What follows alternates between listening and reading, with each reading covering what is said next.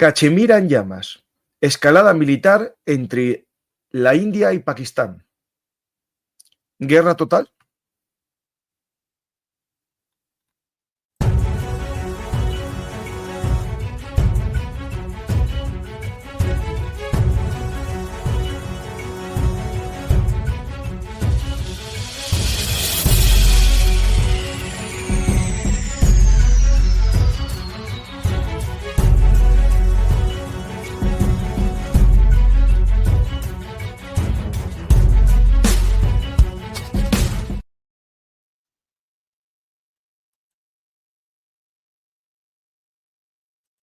Hola a todos, bienvenidos a Penum Artis, actualidad militar y geopolítica.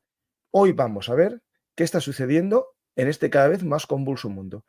Hoy volvemos a hablar de la guerra, no sé si decir guerra o crisis entre dos vecinos, pero dos rivales o dos enemigos casi históricos, que es Pakistán y la India. Esas guerras civiles que nunca tienen fin, podemos poner siempre como ejemplo lo que sucede entre Pakistán y la India. Vamos a hablar hoy con dos amigos, Juan Carlos Pérez y también nuestro amigo Mariano López de Miguel, que vendrá en breve. Vamos a ver si podemos llamar esto guerra o todavía es una crisis, ¿no? Por ahora es crisis, ¿no? Saludos y gracias por poder estar aquí. Mariano seguro que está en un momento. Siempre se refirieron en la época de la Guerra de Corea, por lo menos lo hacía el presidente Truman, como operación policial, lo cual remite ciertamente a esos circunloquios, pero si se me permite, dado que en cierta medida se habla de los hindúes y de los musulmanes en el momento en el que estamos, dado que hay cristianos en estos dos países, quisiera decir Habemus Papam.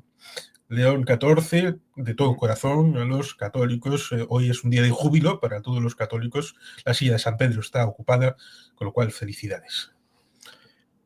Pues tenemos un papa estadounidense, primero de la historia siendo estadounidense. Yo apostaba por un español, conocido mío, que lo conozco porque es asturiano y porque es salesiano, y yo soy profesor de un colegio salesiano, una pena, pero Artime no pudo ser esta vez, a lo mejor para la siguiente, porque es más joven que el papa actual. Pues vamos a hablar de un tema que está cada vez más candente o más complicado, que es lo que está sucediendo ahora mismo entre la India y Pakistán. Habíamos hablado con Mariano en un programa muy interesante que nos lo quitó YouTube porque había una escena de otro vídeo que fue borrado porque decían que era desinformación y realmente era una escena de una prueba de misiles diciendo que no era de momento. Estaba diciendo, estas son las capacidades militares de la India y puse una escena que era llamativa, ¿no? Y por eso me borraron el vídeo y como en el de Pakistán que hice este domingo con Mariano aparecía ese vídeo también, me quitaron los dos. Pues hoy no vamos a poner muchos vídeos porque la gente está muy tensa con el tema de la desinformación. Lo que no se dan cuenta es que cuando tú dices que esto es el ejército de la India y tiene 1.500.000 soldados, no significa que la foto que estás poniendo es de un ataque actual, sino de eso que estás diciendo. Pero bueno, es lo que hay. Y hoy vamos a intentar comprender qué está sucediendo. Yo hice un programa ya de la operación Simrod, ese tinte rojo, ¿no? Ese tinte vermelho o vermellón, que simboliza a las mujeres viudas, ¿no? Del ataque islamista en Cachemira, y los indios decidieron vengarse utilizando ese elemento, ¿no? De las viudas, ¿no? Pues vamos a ver, Juan Carlos, qué está sucediendo en esa escalada. Analizaremos lo que pasa ahora mismo, pero hablaremos también del motivo de todo esto, ¿no? El por qué y qué posibles riesgos tenemos, ¿no? De escaladas. Estamos hablando de dos países que ya tienen una historia larga de enfrentamientos, ¿no? Bueno. Sí, estamos hablando de una triangulación, porque una cosa es el enfrentamiento entre ambos dos, que es de larga data, y otra, la situación que coagula en Cachemira, en donde hay tres partes, porque Cachemira está dividida entre la zona de ocupación pakistaní, la de India y la China, cosa que dará de interés cuando podamos hacer un una semblanza respecto de lo que ha sucedido desde el 47 hasta el momento actual. Sería ocioso la metabolización en la forma racional, porque si uno piensa, son grupos terroristas que patrocina a Pakistán, que actúan dentro de la zona hindú, y al revés, grupos terroristas patrocinados por India, que actúan en la zona pakistaní. Entonces uno podría decir, nosotros no tenemos nada que ver con estos. Pero, dado que luego cuando se produce la represalia, porque el otro no ha hecho la labor policial de buscar el terrorismo y tratar de meterles, porque todo el mundo sabe... No la actividad, sino básicamente que el Sí, otro lo financió. sí, Es vamos, peor. O que sea. no se puede hacer el trampantojo porque todo el mundo sabe cuál es el fondo y toda la situación que se está jugando. Hola, Mariano. Bienvenido. Hola, Está ahí buenas Mariano. tardes. Mariano, estamos empezando y hablando un poco de la situación que antes, ¿no? Del comienzo de la operación Simrod era una guerra en la zona gris, esas guerras híbridas en las que los elementos proxy, en este caso grupos terroristas financiados, en el caso de los islamistas financiados o autorizados, ¿no? por Pakistán, y en el caso de grupos separatistas, por ejemplo los baluchis, apoyados por la India, en Pakistán, ¿no? Es decir, al final era una guerra de ese tipo, seguían más o menos unos... ¿no? Bueno, era autorizado por ambas partes, es decir, las ambas partes sabían lo que había, pero para Modri, ¿no? El ataque último que hubo en Cachemira con 26 muertos, bueno, 25 indios y un nepalí, para él fue una gota que colmó el vaso y dio lugar a esta operación de castigo, ¿no? Que yo ya conté en el programa sobre esta operación, que según la India era un objetivo solo, digamos, de cuarteles terroristas, ya los mostré todos, pero los vuelvo a mostrar posteriormente, y que no quería escalar. ¿Y qué pasa? Que Pakistán activó su ejército y dio respuesta y atacó no solamente la Cachemira india, sino también el Punjab. Y al parecer eso generó muertos civiles que no pertenecían a ningún grupo, digamos, terrorista para los pakistaníes que estuviesen en territorio indio, y ya no hay equilibrio. Por tanto, ahora la India respondió y hoy mismo está atacando objetivos militares pakistaníes. Atacó varios radares y varios sistemas de lanzamiento de misiles. Por tanto, ya estamos en una guerra que ya no es contra el grupo terroristas, los grupos terroristas, esos tres grupos terroristas, o militantes, depende cómo queramos definirlos, porque estas guerras proxy depende en qué lado estás, ¿no? Cambia el elemento. Pero ahora estamos en un enfrentamiento, digamos, entre fuerzas aéreas y hay combates de artillería también, es decir, están disparándose en la frontera. Vamos a ver. No, sí. Vamos a ver un poco qué ha pasado. Yo ya lo resumí mucho. Si queréis, saco una nota de prensa que acaba de publicar el gobierno de la India. Voy a poner la versión en español ya directamente para leerlo, que lo pueda leer la gente en su pantalla mejor.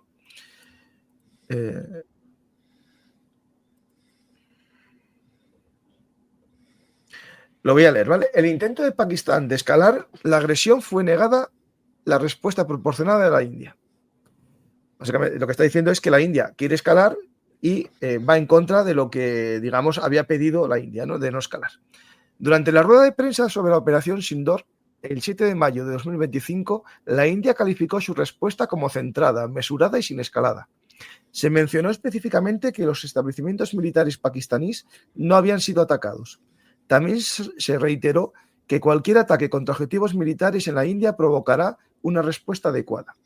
En la noche del 7 al 8 de mayo de 2025, Pakistán intentó atacar varios objetivos militares en el norte y el oeste de la India, incluyendo Awantipura, Srinagar, Jammu, Pathankot, Amritsar, Karpurtala, Jalandhar, Ludhiana, Adhampur, Bathinda, Chandigarh, Nal, Paludi, Ultarlai y Bruj, utilizando drones y misiles. Estos fueron neutralizados por la red integrada anti-UAS y los sistemas de defensa aérea. Los restos de estos ataques se están recuperando ahora de varios lugares que prueban los ataques pakistaníes. Esta mañana, las Fuerzas Armadas de la India atacaron radares y sistemas de defensa aérea en varios lugares de Pakistán. La respuesta de la India ha sido en el mismo ámbito y con la misma intensidad que la de Pakistán. Se ha sabido con certeza que un sistema de defensa aérea en la ORRE ha sido neutralizado.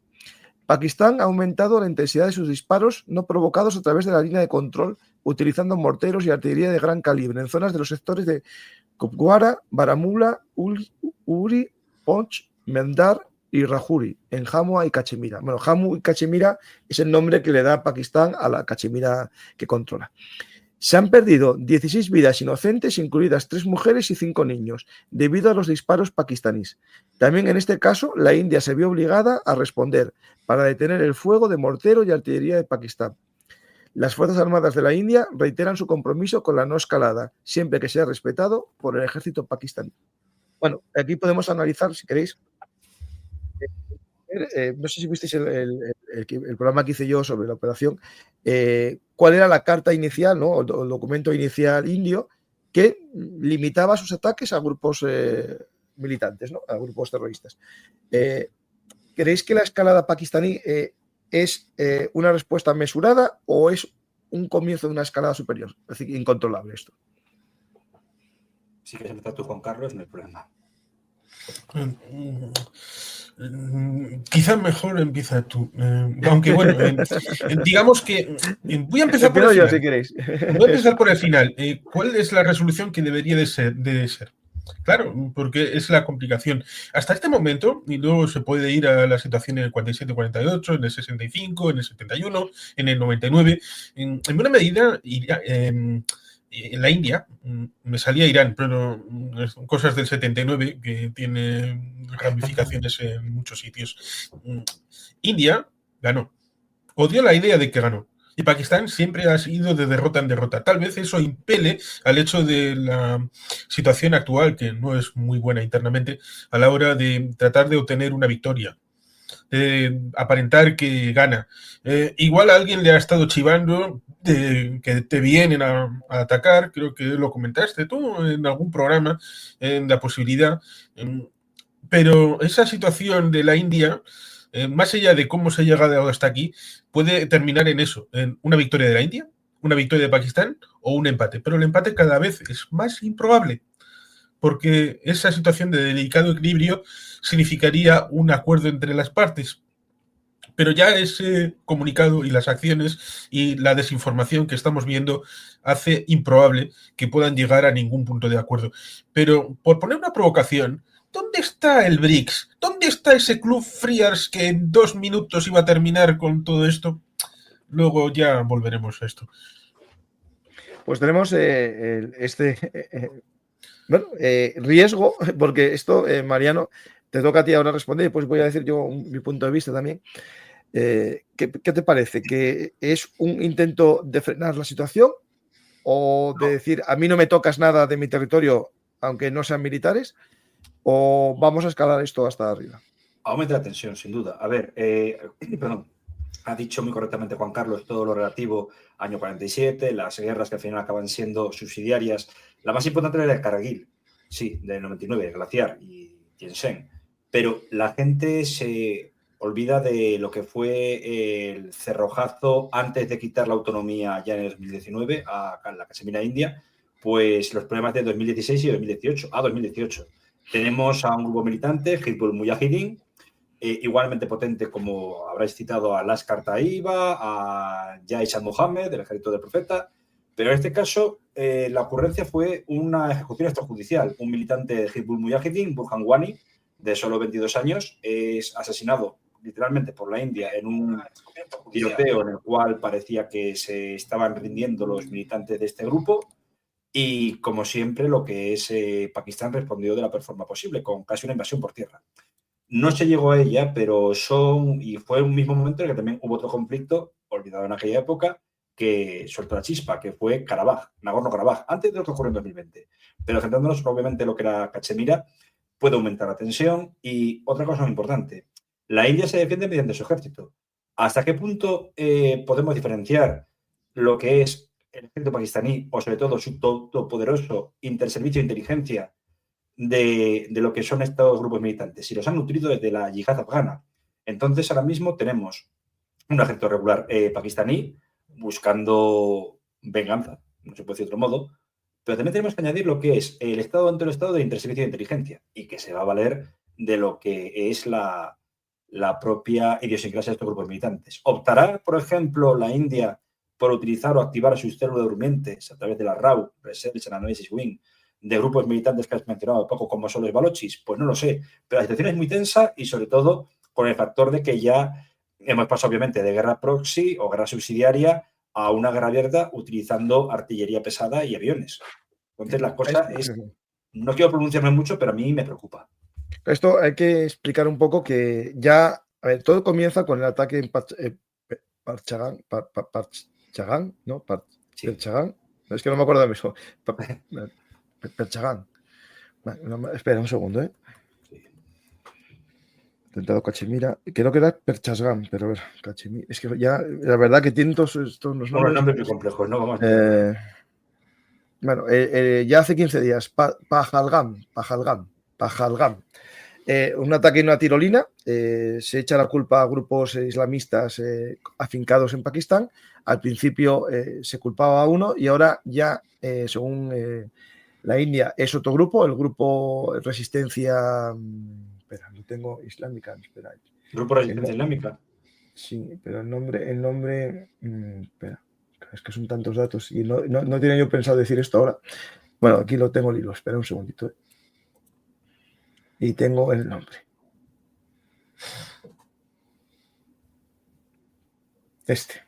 El que creen que fue es este grupo, el Lashkar-e-Taiba, que es el Frente de Resistencia. Eso. Sí, y es peligrosísimo porque encima, entre otras cosas, llegaba a tener representación en el Parlamento, como independientes, el Parlamento de Islamabad.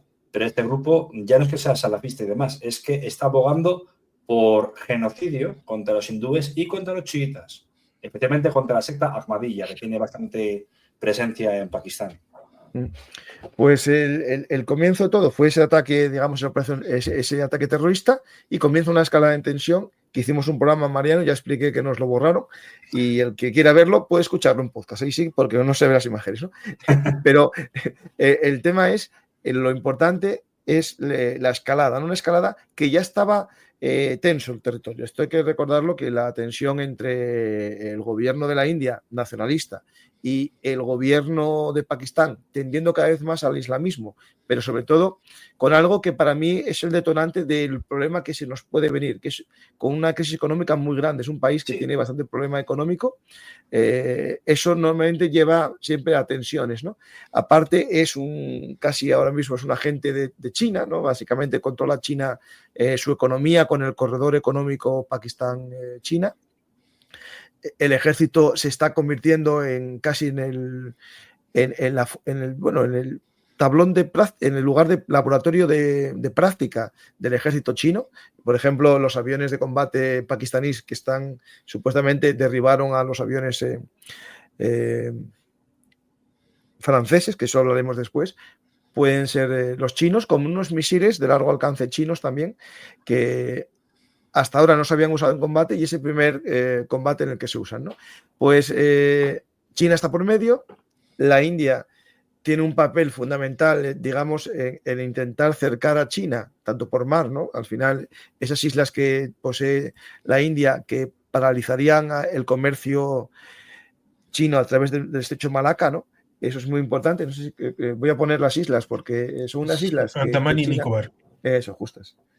Ahí, espera, voy a ponerlo ahora para que las veáis. Sí, es un elemento. Estas islas de aquí que vemos aquí. Sí, Juan Carlos, comenta.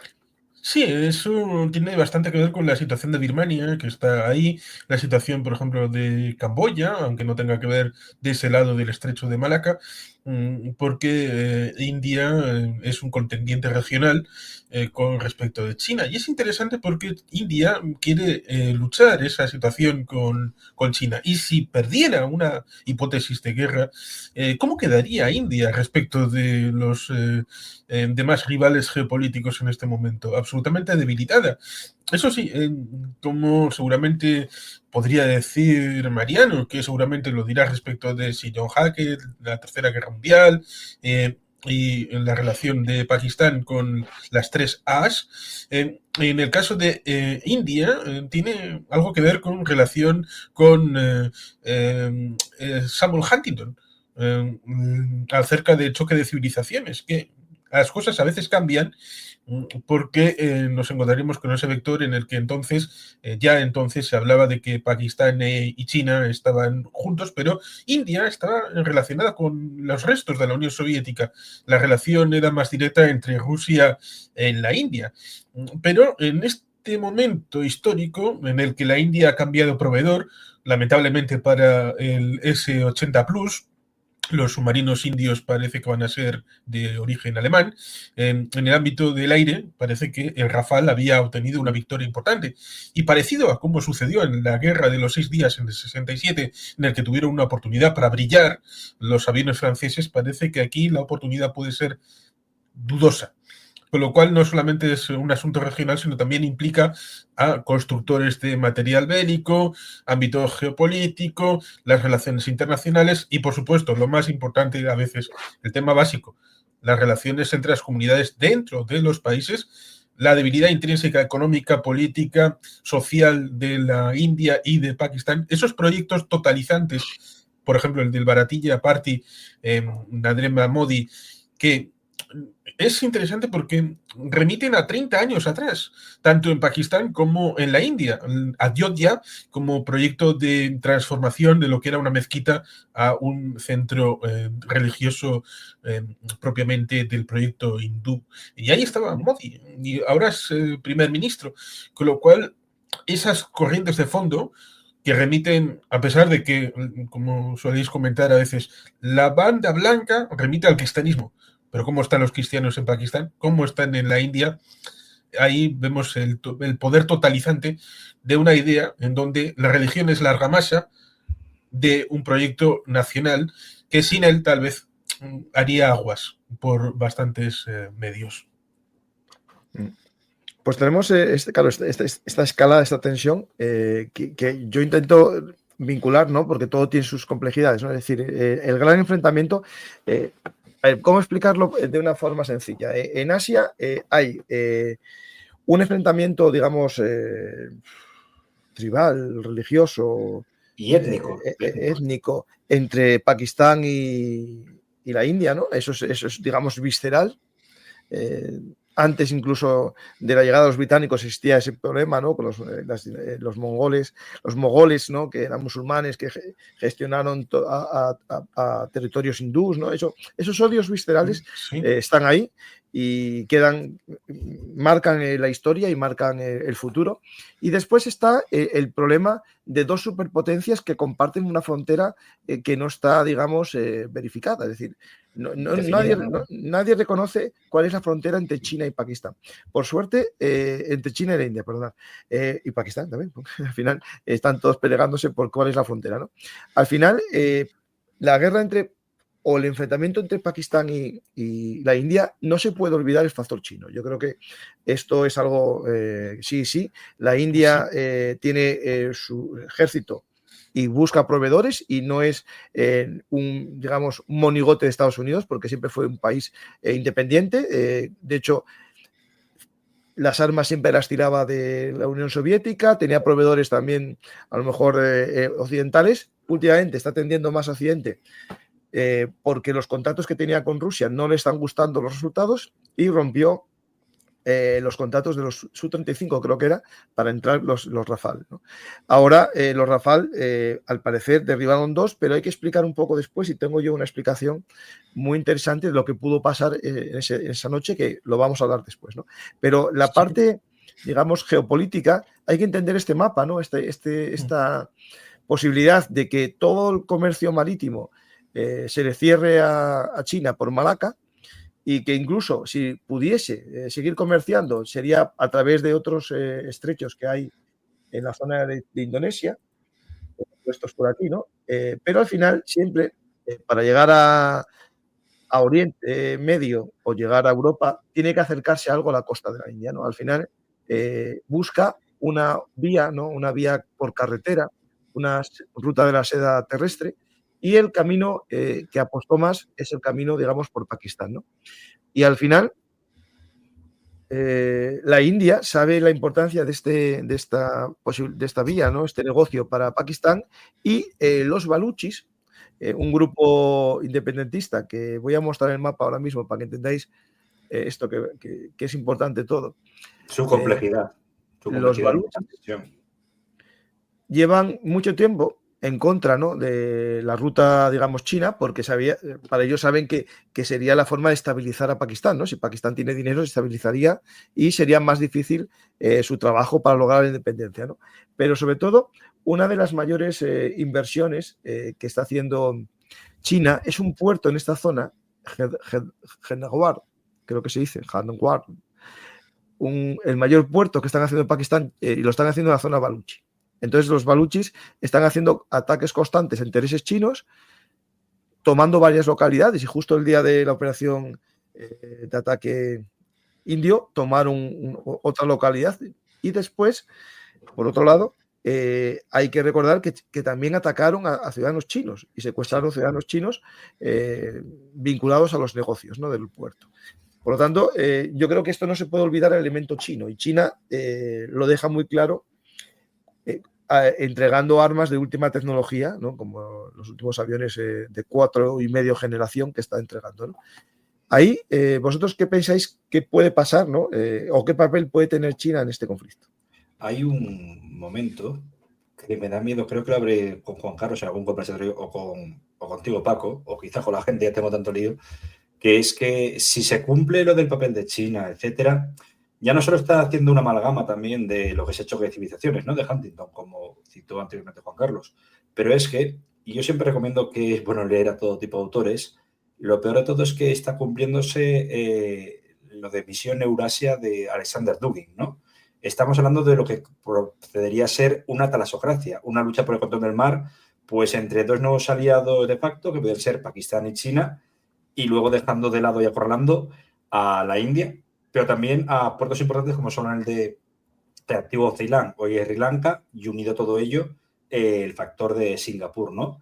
Entonces, sí, desde luego los baluchis saben perfectamente lo que es la inyección de dinero chino, porque China en la zona africana está haciendo soft power frente al hard power ruso de mandar asesores militares, bueno, véase gente de la Wagner o Africa Corps, etcétera. Pero China aquí tiene tanto una presencia militar, lógicamente, que habéis comentado muy bien, pero sobre todo sigue habiendo soft power de inyección de dinero, pues porque necesita esa salida básica y una llegada a una conexión, pues, del proyecto eurasiático, ¿no? El eurasianismo que hablaba, pues, tanto Dugin como también otros autores, como podía ser Dimitris Kitsikis, ¿no?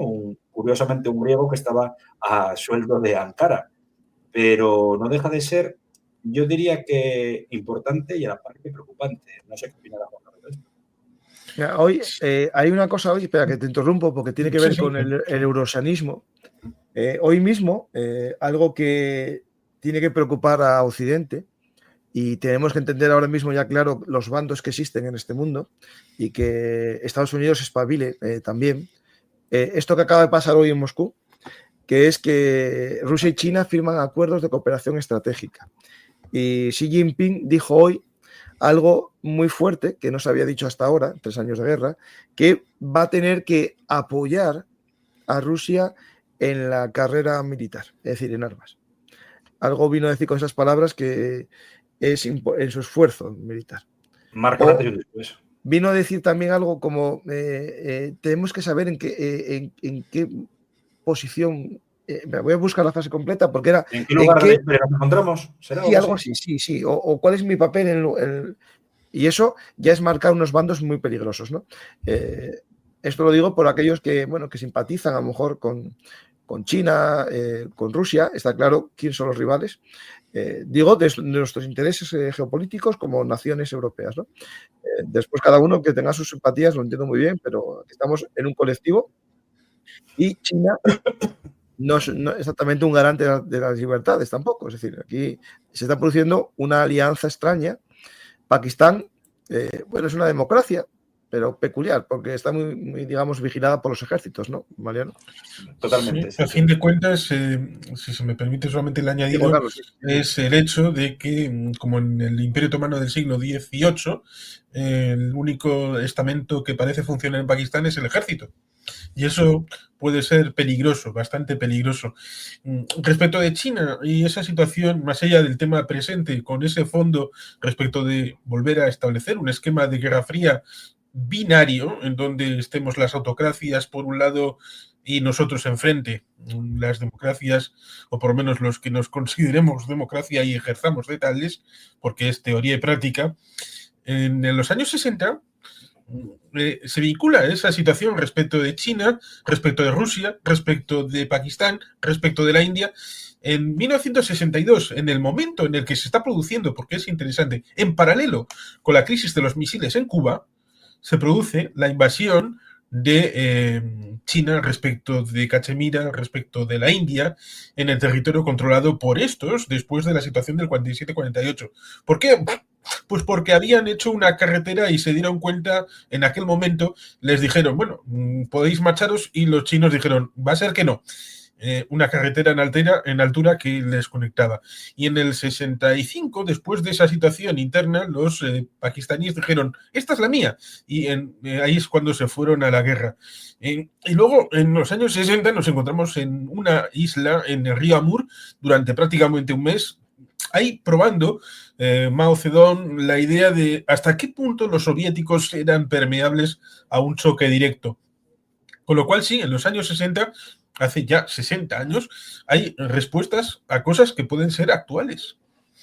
Totalmente. Y si se me permite el añadido, bueno, creo que hablé contigo, Juan Carlos, también alguna vez contigo, Paco, el libro clásico de un autor que falleció al mismo tiempo que Samuel Huntington, ¿no? En este caso, el autor de The Christian Study Monitor, John Cooley, Guerras Profanas, en el que ya, a partir de la yihad afgana, ese año 79 que tan correctamente comentó Juan Carlos, que pasaron muchas cosas, pero lo que se olvida es que China intentó librarse de lo que era su problema interno en Xinjiang y los primeros movimientos integristas, pues mandando a los uigur, que por cierto tenemos un programa, a la frontera noroccidental y de ahí a Afganistán.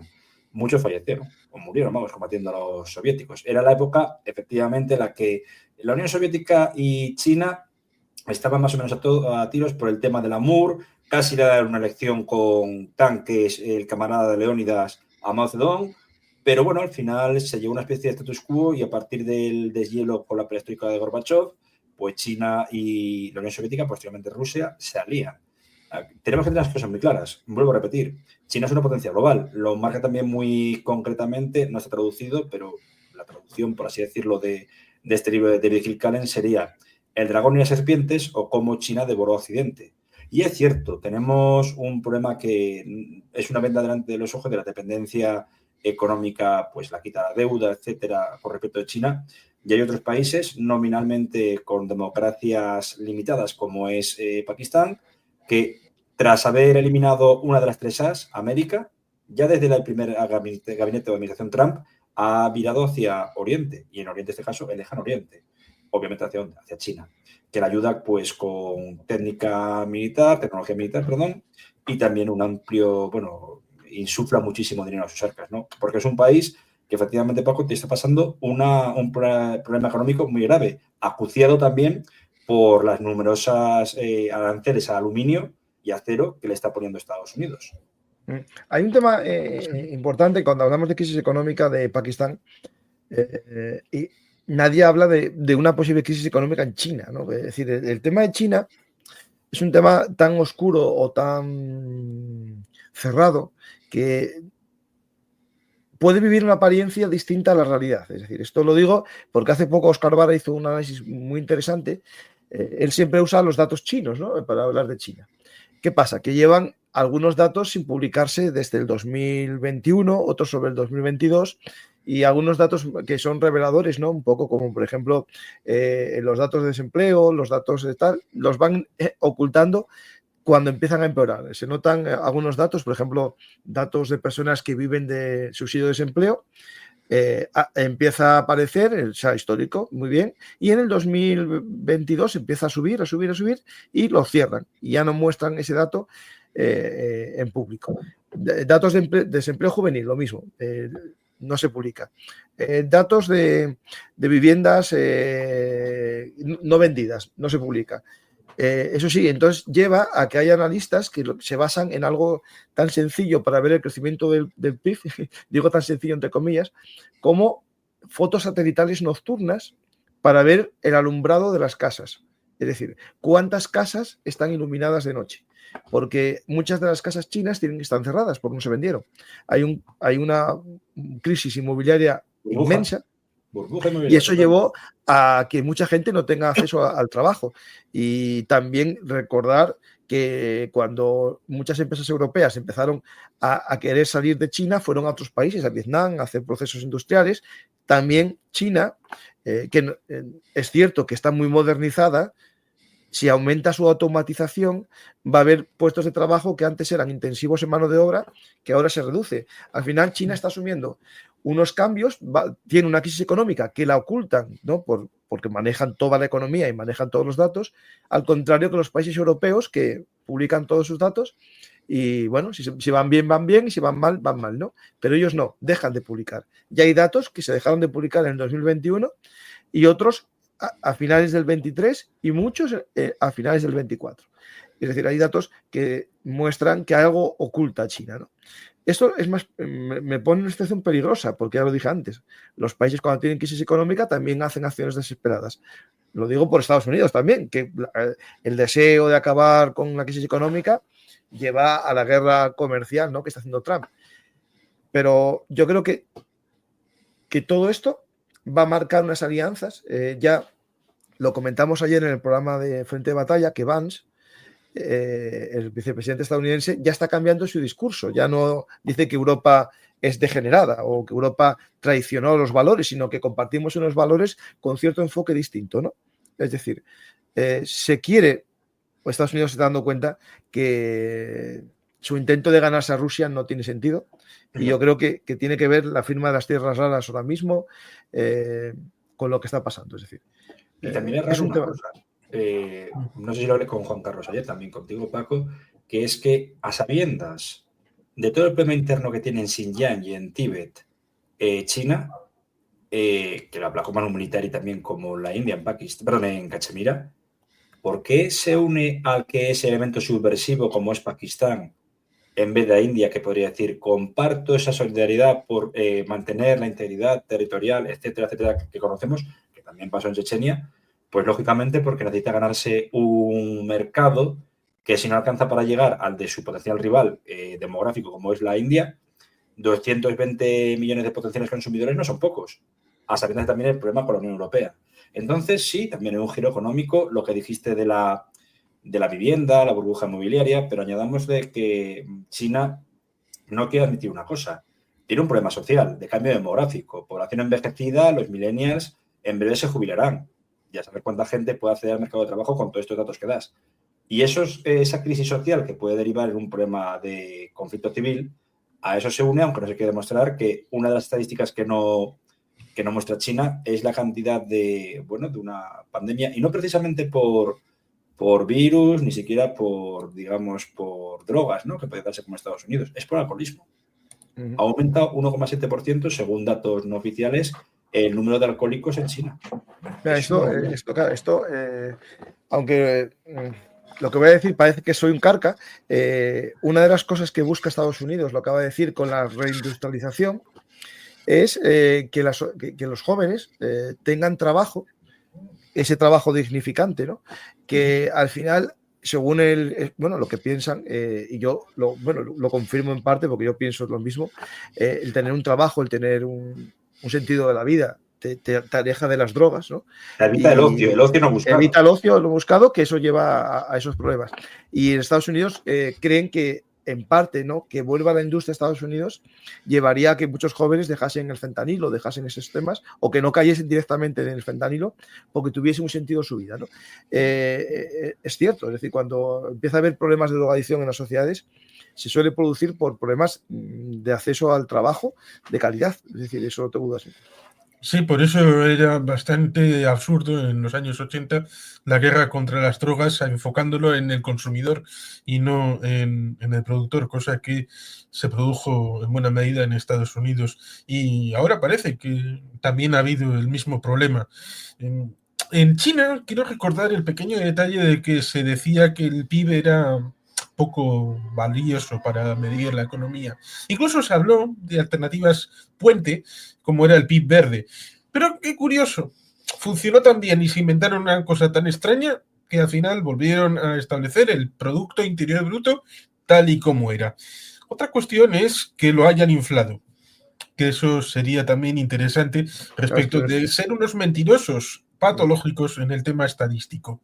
Hay una cosa que, por ejemplo, es interesante. Lo que no se puede mentir normalmente es las exportaciones. Porque o cuántos eres.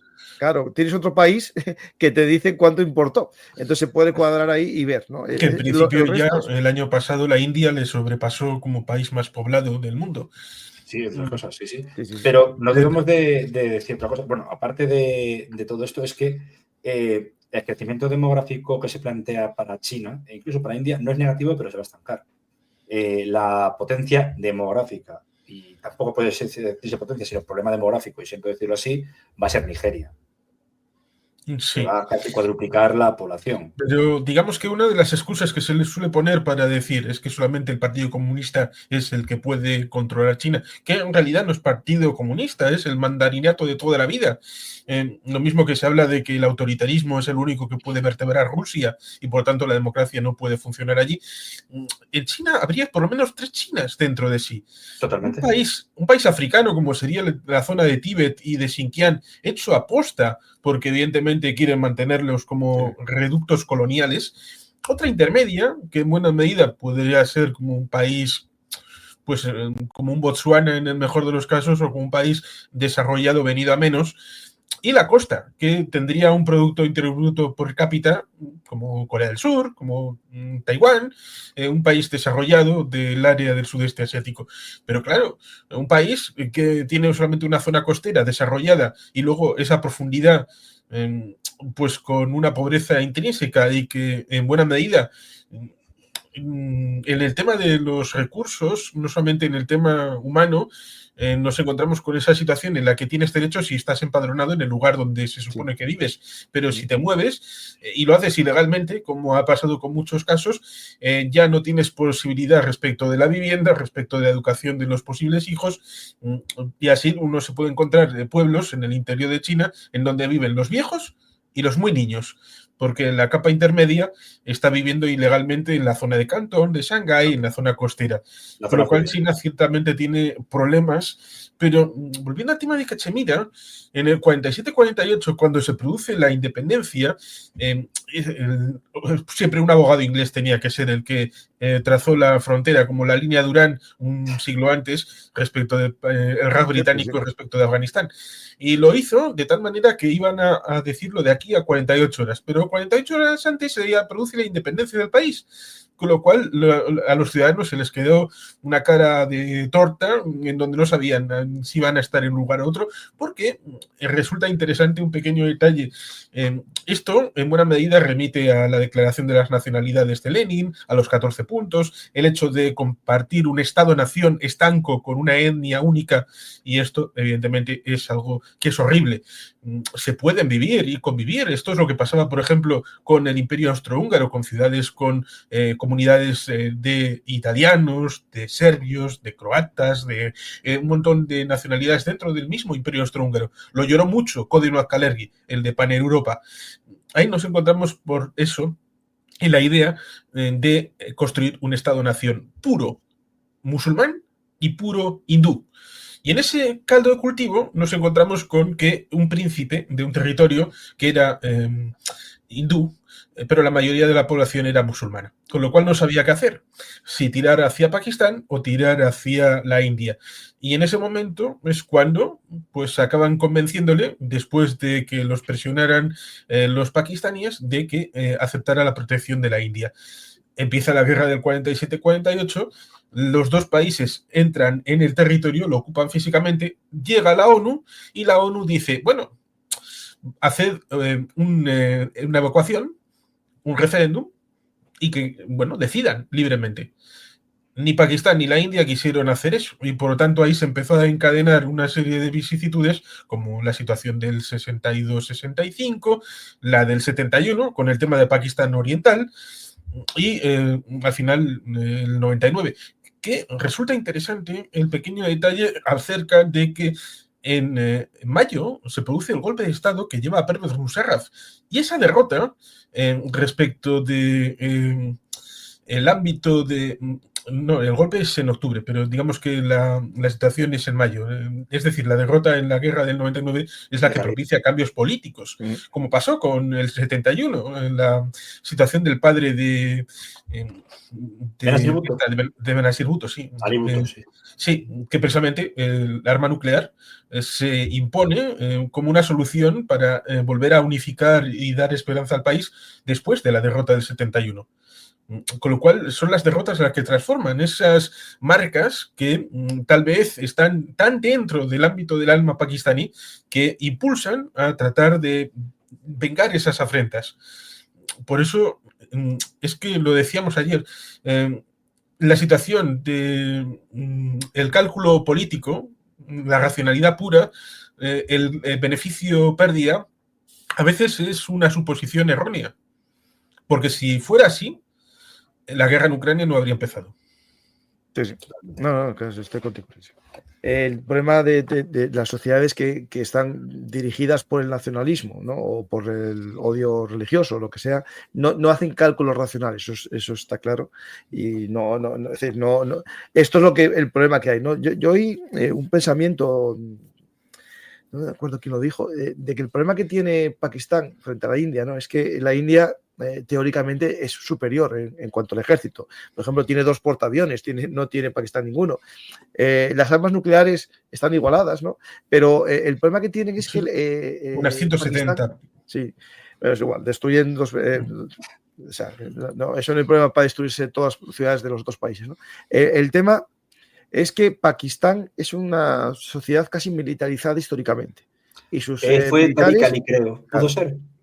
Pudo ser Paco Tariq Ali, que decía también lo de que sociedad militarizada, y quiten ustedes el término República Islámica de Pakistán y sea una sociedad democrática. Claro. Es una sociedad militarizada, ¿no? Aparte con ese componente islamista cada vez más marcado y menos laico, ¿no? Y eso lleva a que ellos saben, ¿no?, que su ejército es menor que el de la India y su pensamiento puede que no sea racional, se base en una especie de pensamiento guerrero, de me voy a por todas por mis cojones, ¿no? Es decir, esto que estoy diciendo y parece muy vulgar, tiene que ver con el pensamiento, por ejemplo, de su estrategia nuclear. Pakistán tiene su estrategia con ataques preventivos nucleares, mientras que la India tiene el de represalia nuclear. Es decir, alguien dirá, bueno, si es lo mismo. No es lo mismo. No. Porque no es lo mismo comenzar, ¿no?, que acabar destruyendo al otro. Porque es cierto que Pakistán puede lanzar una bomba, lo que no sabemos es cuántas va a devolver la India. Porque la India no va a devolver una, no, va a devolver muchas más. Es que puede ser puede ser una, ¿cómo se llama este término? Lo habíamos hablado también el otro día, Juan Carlos. destrucción mutua asegurada. El MAZ, exactamente. Con lo que añadís del tema de militarización. Hay varios ensayos sobre, creo que el libro se titulaba Fe, Unidad y Fuerza, que eso es el lema no de Pakistán, sino de sus interservicios de inteligencia. Sí. Y gente como Asad Durrani, el jefe del interservicio de inteligencia, sobre todo para el área de Afganistán, Pakistán, áreas tribales, aunque solo estuvo 1 año, y que hizo caer a Benazir Bhutto acusándola de corrupción, etcétera. O sea, ese teje-maneje de bambalinas también se tradujo en una necesidad que era: tenemos que traernos a Abdul Qadir Khan, que deje de trapichear en Sudáfrica, que deje de trapichear en Libia y en Corea. Abdul Qadir Khan, muerto por cierto de COVID en 2021, era el padre de la bomba atómica pakistaní. Y para ellos es un motivo de orgullo. En vez de decir que lo que sería lógico, que el arma nuclear sería la ultimísima opción, aquí no. ¿Por qué? Porque lo hablamos muchas veces. No debería preocuparnos el país que tenga 20 o 30 armas nucleares, que también. Tendría que preocuparnos aquel que tiene 1 o 2 y es capaz de utilizarlas. Caso de Pakistán. Estos tienen más. Pero quiero decir, en sus inicios, perdón. Cuando se hicieron las pruebas, creo que fueron en los años 80, derivando un poco la visión que había en aquella época, porque, claro, encima era un régimen militar. Decía Ul-Haq que lo primero que hizo que fue pues cercenar la prensa libre, lo más básico en un dictador de primer orden, ¿no? Y no solo eso, durante la yihad antisoviética, como se denominó, me parece que en el fuerte Badaver, cerca de Peshawar, estalló un polvorín, pero fue tal la declaración que se plantea que quizá fue una prueba fallida de la primera o de las primeras bombas atómicas de Pakistán. Es una situación muy peligrosa porque pues autores como John Hackett, autores también como David Kilcullen, admitieron que para ellos la zona más peligrosa del mundo no pasaba por Oriente Medio, no pasaba por la zona desmilitarizada de Corea, de la península de Corea, paralelo 37, sino que era tanto Jammu Cachemira como el Aksai Chin frente a China, porque estamos hablando de un triángulo nuclear y eso debería preocuparnos. Sí, y el elemento de las conflagraciones no culminadas, porque cierto es que en 1991 fue Rajiv Gandhi el asesinado, ¿no? Han sido varios primeros ministros, a veces por los... ¿cómo son estos? Los tamiles. Sí, y también... estos que llevan el turbante, los Sikh también han estado metidos ahí. En 1990 hubo una posibilidad de una guerra entre India y Pakistán que no terminó de... incluso pudo haber escalado a un elemento nuclear. Se me dirá, pero Juan Carlos, ¿qué demonios estás diciendo? Si hasta el 98 no hubo una prueba práctica del arma nuclear definitiva entre India y Pakistán, que precisamente la prueba de India es la que lleva a Pakistán a decir, sí, pues nosotros también. Ya, pero en el 72 se produce la primera piedra para tener el arma nuclear pakistaní. En el 74 la prueba del Buda sonriente fue llegar hasta la última situación antes de la prueba formal. Ya se sabía más o menos que tenían capacitaciones. Y por tanto, en los años 80, 70-80, ambos países desarrollaron todo el programa hasta ese último término, que solamente necesitarían un par de semanitas para culminar y tener ya todo el arsenal perfectamente. Por lo tanto, en 1990, y quiero dar un cierto homenaje a George Herbert Walker Bush, porque era el presidente de Estados Unidos que frenó esa situación.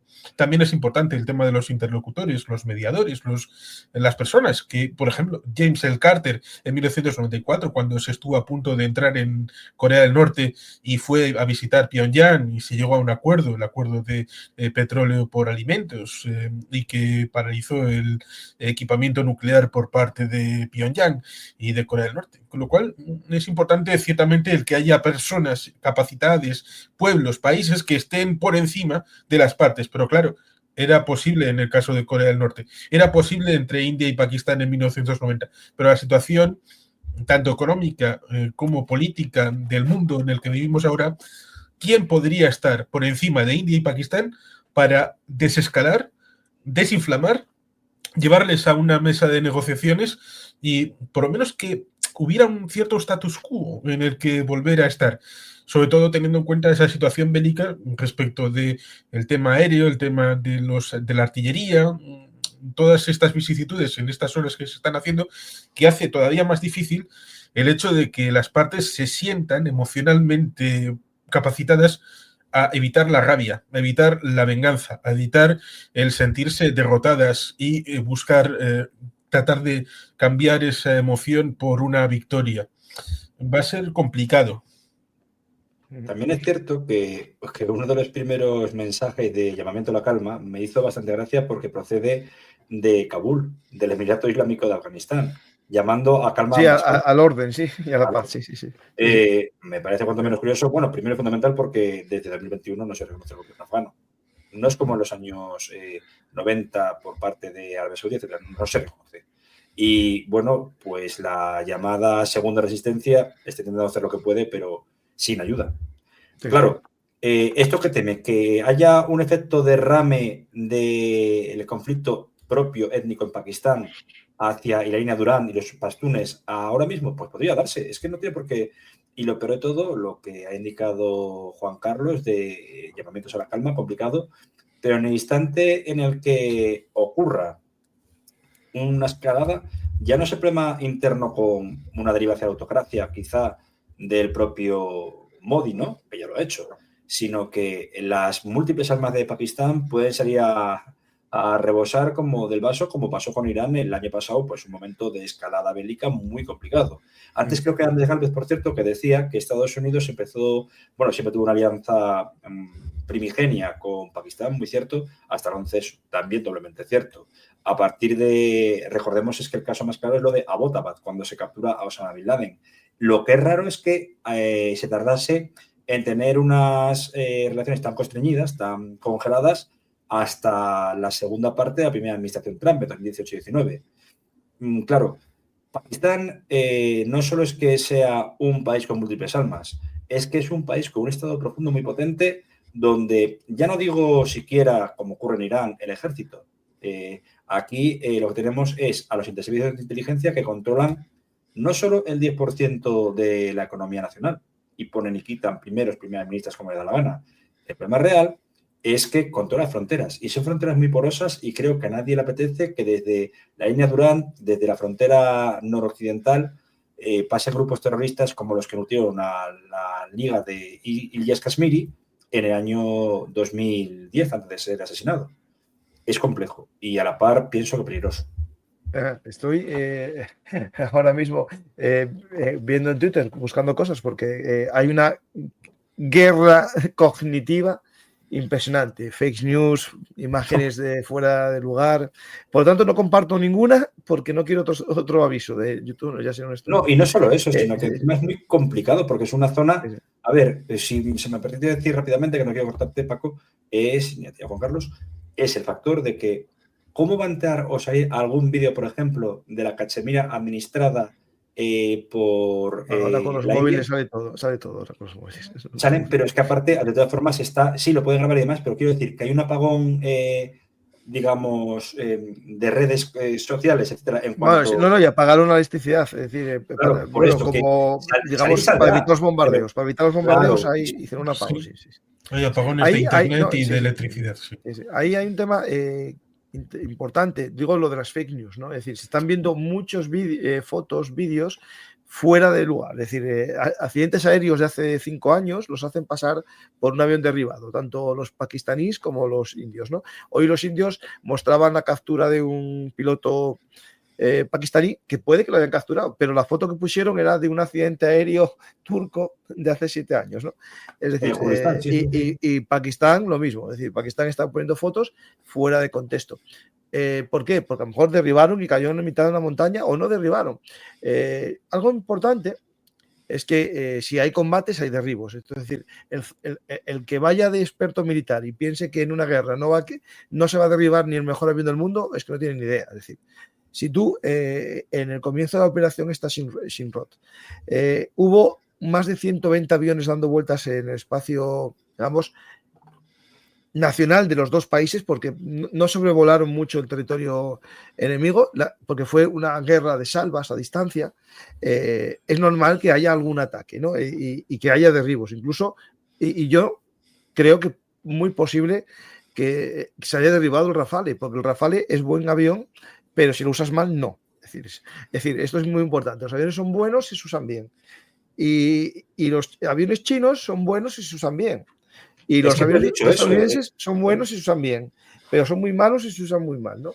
Pero no solo derribo, Paco. Esto creo que lo habéis comentado más de una vez, sobre todo te he escuchado aquí, Paco, el tema de que el instrumento está bien, pero debe estar inserto en una doctrina de uso. Y saberlo pilotar bien. Es que muchos han sido accidentes, estoy seguro. ¿Sabéis que en más de una ocasión una mala praxis, una mala, digamos, experimentación preataque, pues mismamente creo que ocurrió lo que ocurrió en el Desert One hace 45 años del rescate fallido de los rehenes, fue que el piloto de uno de los aviones no sabía vigilar bien el tipo de aterrizaje.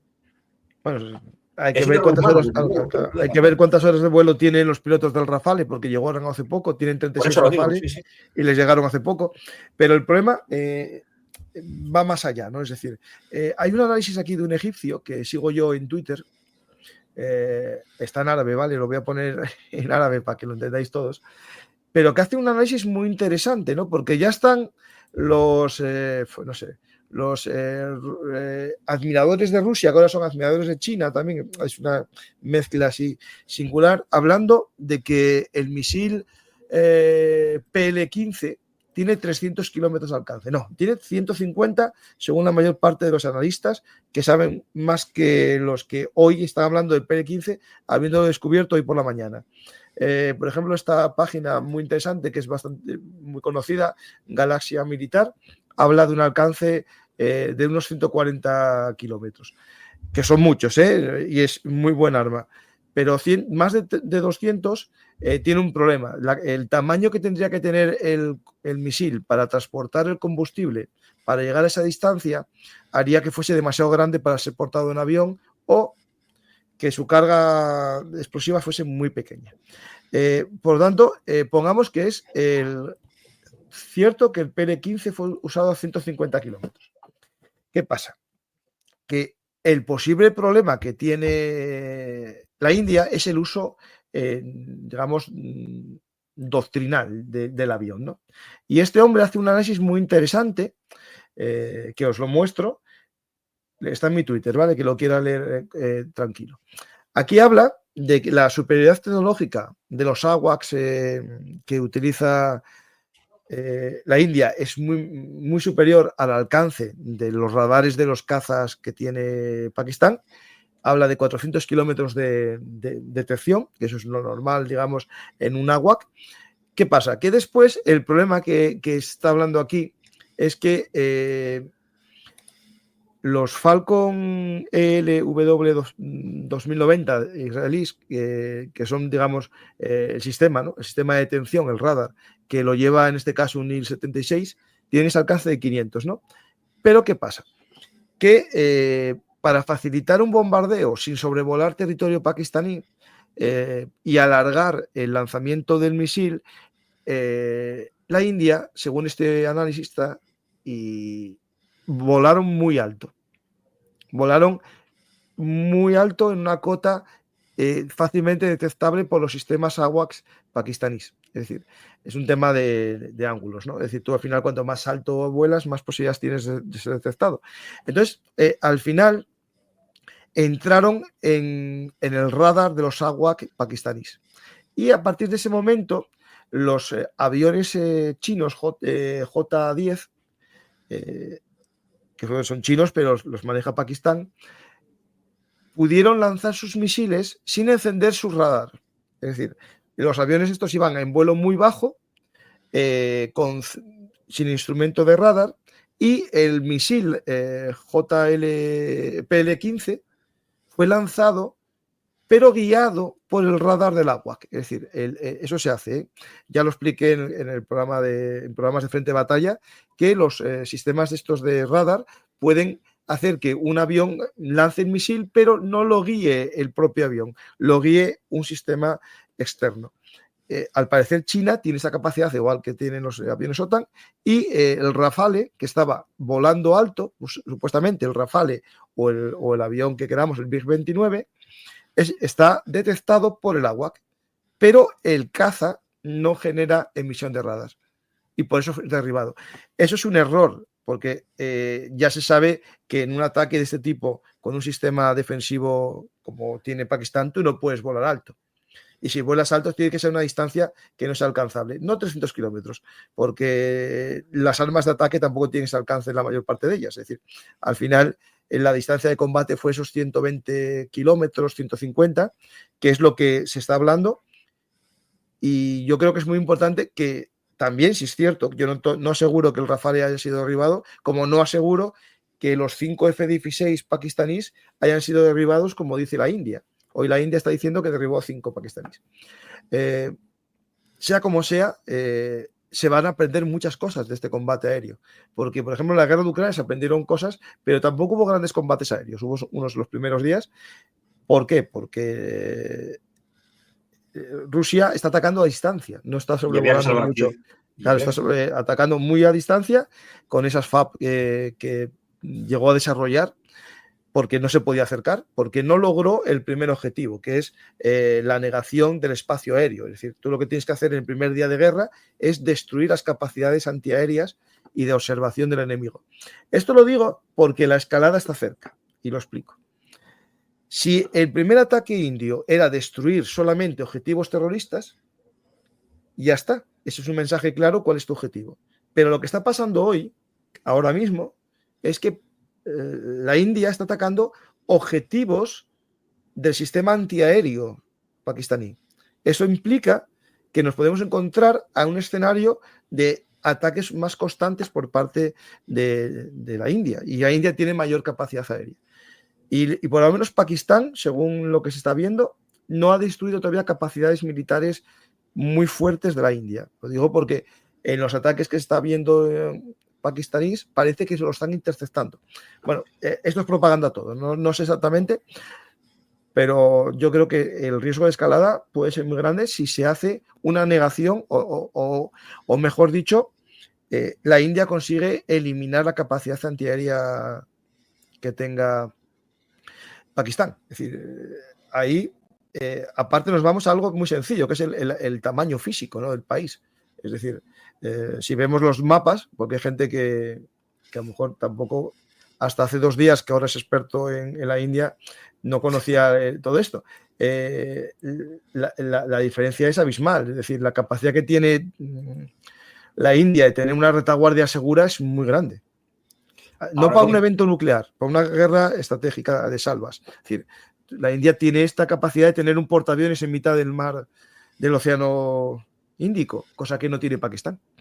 Ahora bien, Pakistán sí que es cierto que tiene 2 bazas. No puede competir con la superioridad aérea india, pero puede jorobar sus radares porque tiene bastantes componentes o dispositivos de guerra electrónica. Aparte, a Pakistán últimamente le sienta bien lo de el matar sale barato, como hace Rusia en Ucrania con los drones iraníes. A copiar los drones iraníes ya utiliza el Burak para atacar objetivos estratégicos. Y aunque no lo parezca, sabemos perfectamente que no por mucho tamaño significa mayor daño. Puede serlo, lógicamente. Pero una escalada de drones como la que hemos visto era Tel Aviv, ¿no? La que lanzó Irán contra Tel Aviv allá por septiembre. No, Irán no, Hezbollah, perdón. Y demás. O sea, Irán lanzó misiles. Misiles, perdón, en lo de Hezbollah. Disculpad, sí. ¿Quién dice que de repente con unas fábricas encima que están trabajando a pleno pulmón, en Pakistán no puede hacer ataques quirúrgicos? Porque al final el objetivo es crear miedo. Si ya se han cancelado las clases y los exámenes tipo de selectividad en la zona de Cachemira, en zonas de grandes ciudades de la India, eso significa algo. Están esperando un contraataque, seguro. Sí, y que más allá del tema de la electricidad, el tema de internet, el tema de las clases, está el tema del agua. El tema del agua con los ríos que dan cauce a ese valle que, bueno, digo en singular, a pesar de que sean varios en el ámbito de Pakistán, el agua surge de precisamente la cabecera, que es la zona de Cachemira. La Cachemira, controlada por la India. Y ya han hecho algún movimiento para la negación del agua, lo cual resulta paradójico porque hasta hace unos años tenían problemas de inundaciones en Pakistán y ahora está el tema de la sequía, con lo cual el tema hídrico también es un problema en esta zona. En la zona de Tíbet también hay, hacia la zona del antiguo Pakistán oriental, ya que estabas con el mapa, en esa zona China está construyendo una presa que va a ser también problemática geopolíticamente. Tengo este mapa de la zona para que veamos un poco. Después, si queréis, iba a hacer un día un vídeo sobre el tema del agua, ¿no? Pero ya no tiene sentido porque el tema del agua yo pensé que iba a ser el tope de la escalada más factible, que no hubiese una guerra, ¿no? Pero el tema del agua es vital, ¿no? Porque para Pakistán, básicamente el 80% de su agricultura deriva del Indo y los demás ríos de la zona, es decir, el 80% de la agricultura, se dice pronto, mientras que la India tiene nacimiento de ríos en esta zona, pero menos, es decir, tiene todavía una capacidad. El 30% de la energía eléctrica de Pakistán también genera de estos afluentes. Tenía hecho una pequeña búsqueda de las capacidades, digamos, de las presas. Y bueno, es interesante el tema. Ahora ya quedó un poco desfasado, pero mira, tengo este mapa de lo que comentabas tú antes. Espera. Y si me permitís añadir, no solo eso, también Aquí había... están los ríos y todo sería la zona. Los que nacen también, todos en la si veis Cachemira. ahí, la de la línea de control de 72, esa parte se ha derivado porque Afganistán no va, por el tema de los talibanes, etcétera. Pero parte de esa cesión de agua va hacia Tayikistán para llenar una presa que da casi el 80% también de la electricidad, como es la presa Nurek. No terminada por los soviéticos, sigue funcionando a media capacidad, pero es que si se cortase hacia el norte esa línea de control del Indo, hubiese problemas también con Aksai Chin, etcétera, y llegando a Tayikistán, quizá Tayikistán y parte de Asia Central se quedase sin energía. Tayikistán que tiene una base aérea hindú.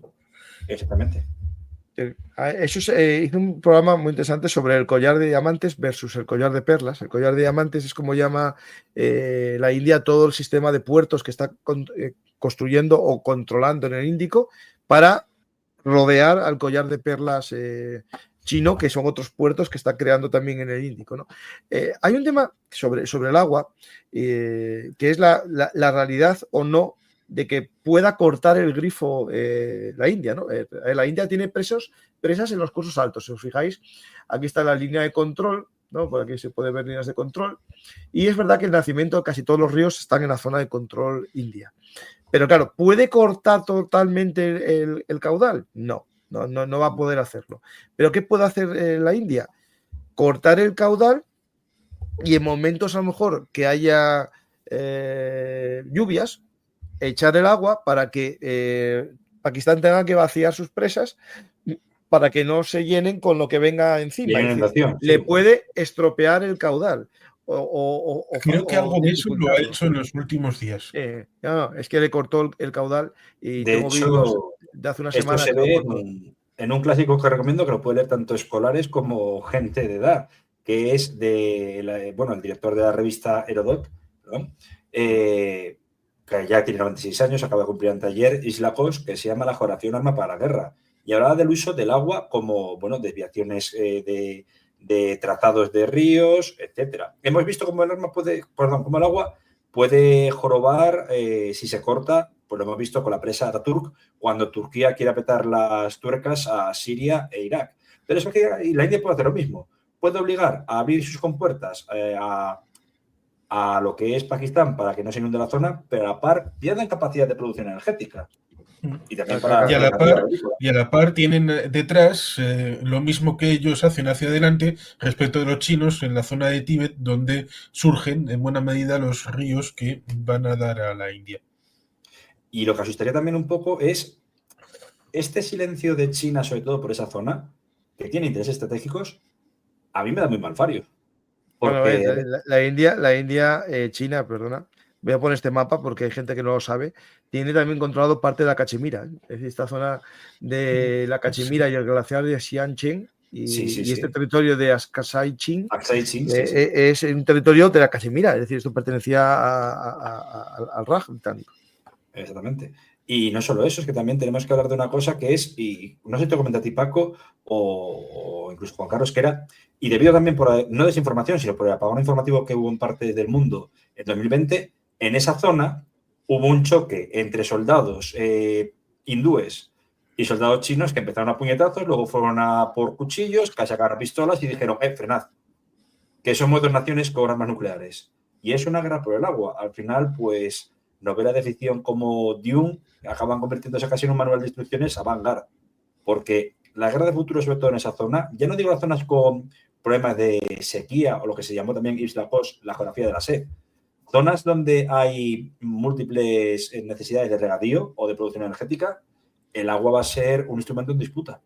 Ni más ni menos. Creo que no digo nada nuevo, pero bueno. No, de hecho, la relación, por ejemplo, que hay entre Etiopía y Egipto es por la presa del gran amanecer etíope, ¿no?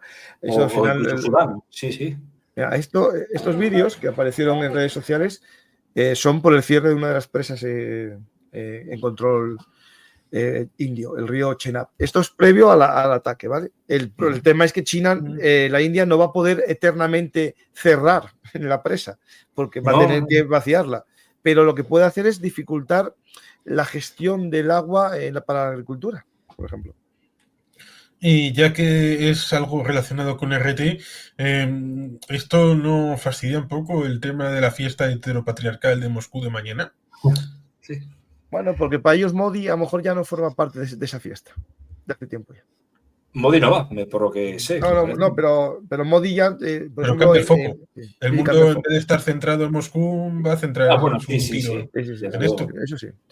Eso sin duda, sí. Sin duda, eso no hay duda ninguna. Pues, ¿qué más nos puede faltar? Porque yo creo que comentamos todo. Voy a mirar si está pasando algo ahora mismo, porque el problema es que esto está tan vivo. Ahora justo, a esta hora, fue cuando empezó el ataque el primer día, que a la 1 de la mañana hora local, más o menos. Por lo tanto, voy a ver si está pasando algo, ¿vale? Y si puedo añadir, a mí lo que preocuparía ahora es que haya, como siempre, un efecto de derrame. La zona es muy volátil, pero estos días han hablado poco de lo que es que vuelve a haber problemas en la línea Durán que hemos comentado anteriormente. Y esa idea del Pastunistán puede estar también creciendo por lo que está viendo en Cachemira. Se quiere una Cachemira unificada, se quiere una Cachemira bajo un gobierno indio, bajo un gobierno pakistaní, o de hecho, creo que lo hablé con Juan Carlos ayer, ¿qué quiere ser Cachemira? ¿Quiere ser un Estado independiente? Porque por población supera a varias naciones. Y sobre todo, ¿qué tipo de gobierno querría? Sí, porque tal vez la solución ideal sería arrejuntar toda la parte hindú, la parte pakistaní, la parte china, y que se conviertan en un país independiente. Pero, claro, ahí estaríamos en el hecho de algún país querrá pastorear ese país independiente, en el caso hipotético de que llegaran a consentirlo, y ahí también habría un problema. Y seguramente para no llegar a eso, pues intentan mantenerlo dividido actualmente, porque a alguien le ha importado cuál es la opinión de la gente, tanto en la parte controlada por la India, por Pakistán o por China. Evidentemente no. Como dije en el 47-48, el plan de la ONU era quietos parados, evacúen esto, vamos a hacer un referéndum. Pero claro, las partes tienen otros intereses. Hay un vídeo de estos combates en frontera. Me fío de él porque Warnoir es un analista muy bueno en datos de armas. La verdad que viendo este vídeo es un poco extraño todo. Están disparando como a la nada. Están disparando al puesto fronterizo indio en el otro lado de la frontera, pero la verdad que no parece. Con esa oscuridad parece que no están dando a ningún lado. No, pero ya verás riéndose y todo, ya verás, es una cosa muy rara. Mira, ya verás ahora. Mira. Es decir, tú si estás en una zona de combate y tal, esto no es muy normal. Es decir, y encima uno grabando con el móvil, sí, desde luego. Claro. ¿No? Es un poco un ejército extraño, ¿no? No sé el de la India cómo es tampoco, la verdad que no tengo muy buena imagen de ninguno de los dos. Sí, el ejército, por lo menos el de tierra de la India, estaba en transformación, porque había esa idea de que cuando llegabas a los 45 años, luego tenías una pensión vitalicia, y eso era un poco como le pasaba al ejército de Grecia, que las pensiones las incorporaba en el gasto de defensa. Eso lo hace España, ¿no? Eso lo hace España. Sí. Nuestro gasto de defensa es menor todavía. Sí, sirve para que tengas un poquito más de gasto en defensa para poder convencerle a los amigos estadounidenses. En el caso de la India parece que querían rebajar y quitar esa situación respecto de la pensión vitalicia, porque son muchos años a partir de los 45 que puede llegar a vivir para tratar de reintroducir esos gastos en material, porque esa situación geopolítica de la propia India hace que, contra los chinos necesitan para controlar Andamán y Nicobar y controlar la situación en la península de Malaca una flota importante. Bien, pero también se necesita una fuerza terrestre importante para el tema del Himalaya y también por la propia Cachemira y por el tema de Pakistán. Y por lo tanto, también unas fuerzas aéreas importantes, con lo cual los recursos limitados es como la manta que tiras de un lado, se te desapegan los pies y por tanto las prioridades.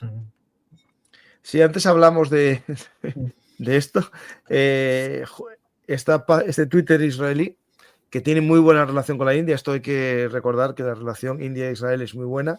los drones que usa la India son israelíes. Hoy, de hecho, Pakistán mostró varios motores de dron israelíes. Publican esto, que es que están abriendo las puertas del río Chenab. Los abrieron hoy. ¿Con qué objetivo? Lo más seguro, el que os comentaba. Obligar a Pakistán a abrir sus presas o establecer inundaciones. Es decir, están usando el caudal como posible arma. Ya lo están haciendo.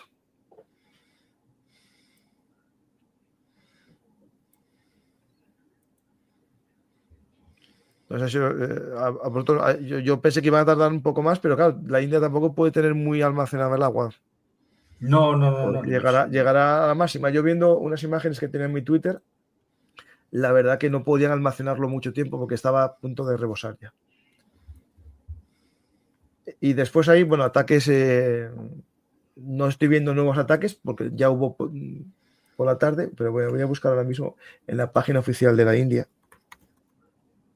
Y después, el tema es que no tiene Twitter el ejército pakistaní.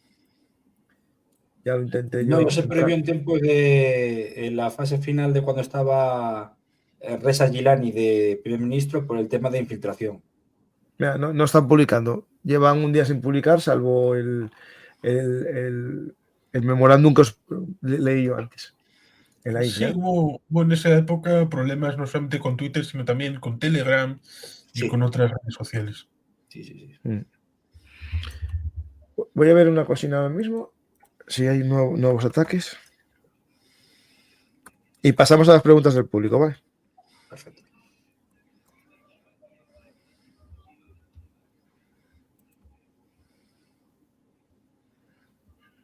Todos hablan aquí de quién derribó unos a otros, es decir, está claro que va a haber derribos porque se están combatiendo mucho, es decir, no estamos hablando de una salva, no, se habló que en el primer día 120 aviones, es decir, estoy viendo si hay algo más, alguna... Bueno, ya os voy a dejar una noticia ya en la última, no noticia. Este es un gurú, astrólogo, muy famoso al parecer en la India, que él mismo está diciendo que ya lo dijo, hizo una publicación en el día 6 del 4 del 24 y que según él, en abril iba a comenzar el tema de la recuperación de la cachemira por parte de la India. Y que al parecer Modi está en su fase creciente de Mars, no de Marte. Ahí os lo dejo. Alguien dirá, pero Paco, ¿te lo tomas en serio? Yo no, pero ¿se lo toman en serio quién? Ellos. Es decir, casi, aunque os parezca muy extraño, los grandes líderes de la historia, muchas veces al tomar decisiones como el comienzo de una guerra, piden consejo a los astrólogos. Es decir, y eso no es uno, ni dos, ni tres. Hay muchísimos, porque quieren quitarse ellos la carga del posible error. Y preguntan, a ver si tengo suerte. De hecho, habitualmente se solían hacer y seguro que se siguen haciendo al final del año. Bueno, pronostícame qué va a pasar el año que viene. Y recuerdo una vez cuando estaba terminando el año y dijo, el año que viene Saddam Hussein morirá, y murió el 30 de diciembre. Sí, me acuerdo perfectamente. Pues esto, según es el comienzo, según este hombre, bueno, y lo dijo ya hace tiempo, si se acierta bien, el comienzo de una guerra más larga, porque duraría hasta septiembre. Lo veremos. Vamos a ver preguntas. ¿Hay posibilidad que India invada Pakistán? ¿Qué amenaza podría llevar a Pakistán al uso de las nukes? Pues sí. Yo creo que la ocupación amenaza existencial. Sí. Y había un problema. Es que una cosa que puede hacer Pakistán, siendo el país de los puros, República Islámica, es que si hay un ataque invasión terrestre de la India, declare la yihad. Llegan un llamamiento tipo Afganistán. Y eso es sumamente peligroso. Sí. ¿Quién serán los proveedores de cada bando? ¿China, de Pakistán, pero de la India? No, Rusia ya no creo. Lo era. Aquí hay un tema muy complejo, ¿vale? Yo quiero explicaros porque hubo una guerra de propaganda previa a la guerra que no estaba muy contada. Yo lo conté en los programas, en uno de ellos, el que los borraron juntos, el tema de que la India llevaba haciendo propaganda de que Pakistán solo tiene para 4 días de guerra artillería, porque había dado mucha o vendido mucha para Ucrania. Pero no os preocupéis, porque los españoles sabemos, bueno, no lo sabemos, bueno, lo sabemos los que estamos al día. ¿Os acordáis aquel barco que iba cargado de munición que un partido político dijo que no podía entrar en España porque iba para Israel? ¿Os acordáis? Sí. Y que lo había sacado todo un periodista maestre muy famoso, y alguien nos citó a mí y a Yago, y entonces empezamos a decirle que el calibre de munición no era de calibre OTAN, que era calibre soviético, y el único país que lo podía utilizar era Ucrania. Y al final salió todo, que era un barco cargado de munición india, de mortero y de artillería, para la República Checa, porque la República Checa era el que estaba haciendo la compra masiva de munición para Ucrania. Es decir, la India también entregó artillería, o vendió, mejor dicho, a Ucrania. Es decir, los dos países vendieron su arsenal. Entiendo que van a tener suficiente para matarse durante tiempo. Después, ¿quién va a vender? Pues aquí Estados Unidos lo tiene difícil, porque tiene que decidir si perder completamente a Pakistán o perder a la India, ¿no? Y va a tener que decidir. Esto va a importar mucho lo que haga China, ¿no? Si China se moja mucho con Pakistán, yo creo que eso va a empujar a Estados Unidos a apoyar a la India. Pero después hay otro elemento que está también Israel, ¿no? Si buscáis en Twitter cuentas israelíes, están poniendo banderas de la India en sus cuentas. Es una cosa, a ver si os lo puedo mostrar, es muy llamativo, porque cuando el 7 de octubre, uno de los pocos países que digamos en esa zona hizo un apoyo total a Israel fue la India. Y también en 2008 en el ataque de Bombay, los primeros que, aparte que también hubo víctimas judías porque se atacó una yeshiva, una escuela hebrea, pero fue Israel a favor de la India, sí. Y de su integridad territorial, desde luego. Sí, en el ataque del 2008 hay una heroína patria llamada Esperanza Aguirre. Pero bueno, eso es otra historia. Es verdad, que estaba por ahí, sí. Sí, en la Cámara de Negocios de Bombay, sí. Sí. Bueno, estaba buscando porque algunos de los que yo sigo, digamos, para enterarme de lo que piensan los israelíes, me estaban poniendo sus páginas. A este.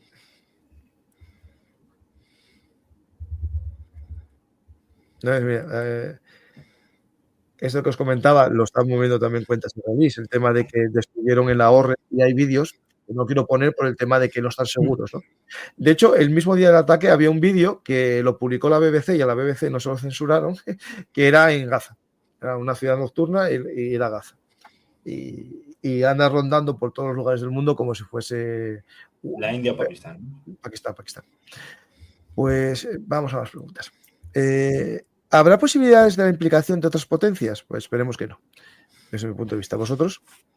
Espero que también que no sea una guerra proxy, vamos, o una guerra así. Lo mejor es que se quedara constreñida únicamente entre estos dos actores y poco a poco se fuera desinflamando. Eso, justo. Sí. Y evitar algo gordo, justo. Claro, el problema es que si ahora empiezan a morir militares, al principio que eran un ataque quirúrgico a grupos terroristas, que murieron civiles, pero claro, eran la familia, y de hecho el propio líder del Lashkar Taiba y Jaish al-Mohammed. El GEM dijo que habían matado a su familia, a sus... Sí, entonces, es eso, va a ser problemático el tema del relato. ¿Cómo cuentas la historia de la desinflamación y de la finalización sin que nadie pierda? Aparentemente. Sí, que quede, incluso en tablas es polémico. Claro. Sí. ¿Cómo afecta este conflicto a China? ¿Se verá involucrado de alguna manera? Bueno, pues vendiendo armas seguro a Pakistán, eso no tengo... Pero le puede afectar... Y el tema energético, supongo. ¿Qué negocios tiene entre sí Pakistán e India? No, ninguno. Yo no creo que la balanza comercial de ninguno de los dos tenga un intercambio. Bueno, lo voy a buscar. No, miran para otro lado. O sea, sí, miran no voy a buscarlo porque China, me lleva tiempo. Pero... Sí, en el caso de China el asunto es parecido, al tema de Japón en los años 30. Los insumos de elementos energéticos, materias primas, en buena medida vienen de fuera.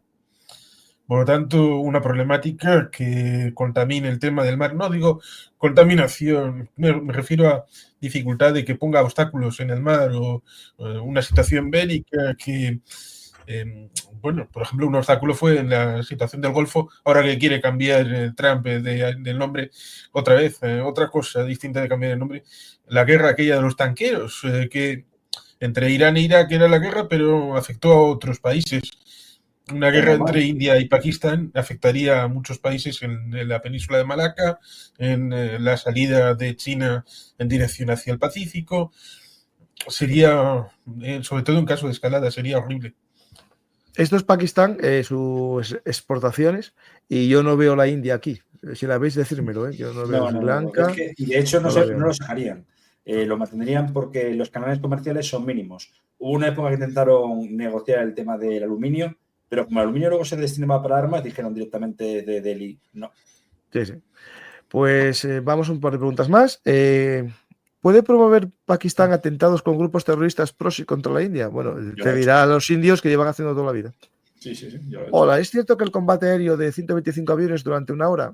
Yo oí que era menos de una hora, pero digamos, actuaron 125 aviones según todas las fuentes, según la CNN, según muchos analistas. Sí. A ver, el tema es que aquí estamos hablando de plataformas de lanzamiento, no combates de dogfighter. Es decir, no hubo...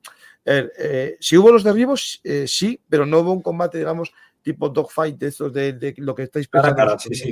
No. Hubo lanzamientos, claro, y después aviones de básicamente AWACS también. Es decir, 125 se suman fácil. Yo creo que sin problema ninguno en los dos bandos, ¿eh? ¿Cómo China tiene parte de Cachemira? Si era un territorio británico cuando se separaron India y Pakistán. Bueno, ahí también recuerda que invadieron el Tíbet.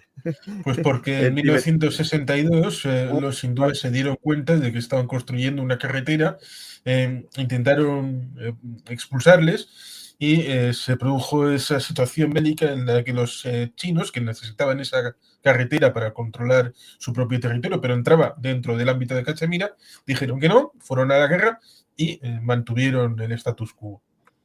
Sí.